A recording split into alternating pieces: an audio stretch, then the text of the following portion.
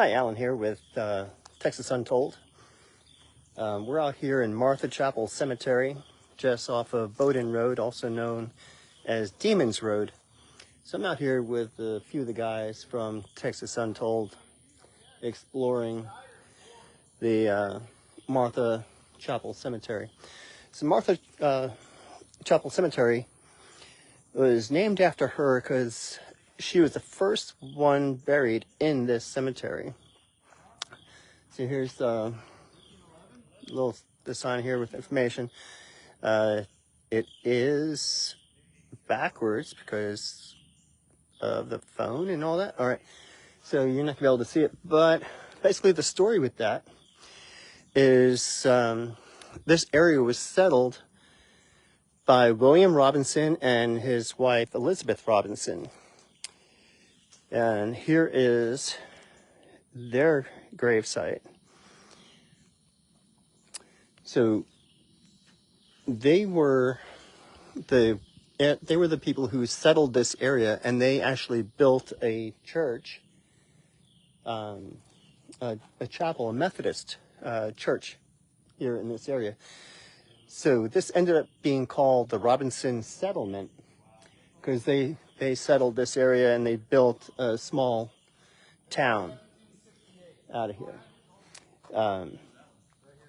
So coming over this way, we can find the site of Martha Palmer and her husband Anthony Palmer. So their gravesite is right here. This isn't, obviously it's not the original headstone, because Martha lived from 1823 through 1853. So the ruins in this area here would have been the actual original gravesite. So you see some of our team from Texas Untold walking through the cemetery here. Died in 1861, so he's probably born in 1700. So, yeah, I'm going to share this with Texas Untold since we're talking about it. Okay. So this area is about 7 miles southwest of Huntsville, Texas.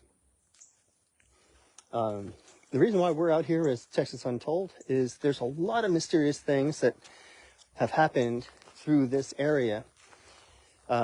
This cemetery is just off of Bowden Road, and Bowden Road is known for paranormal activity. There's all kinds of stories that go along with Bowden Road. Like a little boy, like an 8-year-old boy on a tricycle going by. There's stories of these red orbs that kind of float alongside your car as you're driving down the road. But my favorite story talks about a guy who came out here to the cemetery just to check the cemetery out by himself one evening. It was about this time. And so the sun was starting to go down. You can see the sun is coming down over here. But he came through over here. You can see the cars are parked not that far away. You can see my Bronco over there. And that's about where he had been parked. And he got freaked out. There was something weird happening that it made him uncomfortable. He didn't want to be out here alone. So he went back home. He got one of his buddies to come back out here with him. But then it was dark by the time he came back. So by the time he came back, his buddy was asleep in the car. Not a big deal. At least he had his friend in the car, not that far away, just a few steps away. So he came back out here, started walking around, looking at all the grave sites, and happened to pass in front of one gravesite, and all of a sudden, something reached out of the ground and grabbed his leg. It freaked him out. It freaked him out really bad.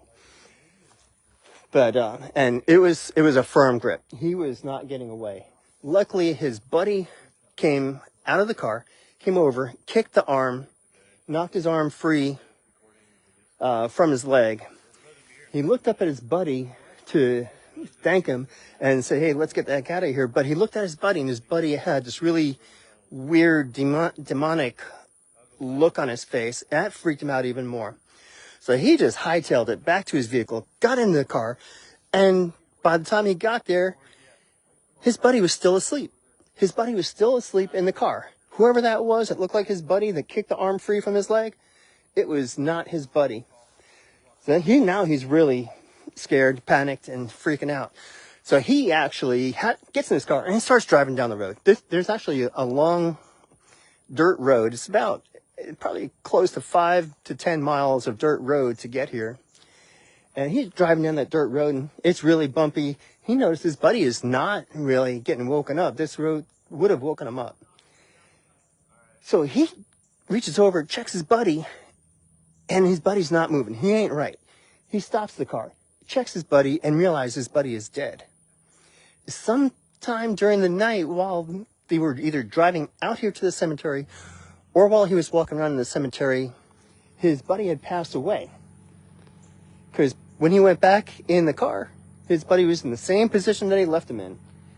But somehow he was over here, kicked his arm free from the guy's leg, and yeah, so that freaked him out.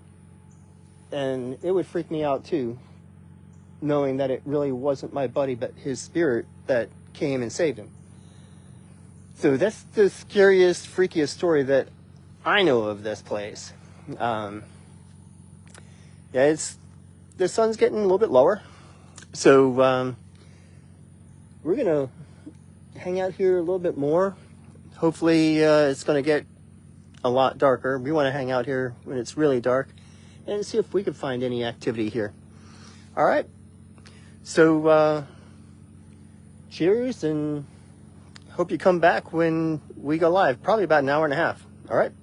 Later.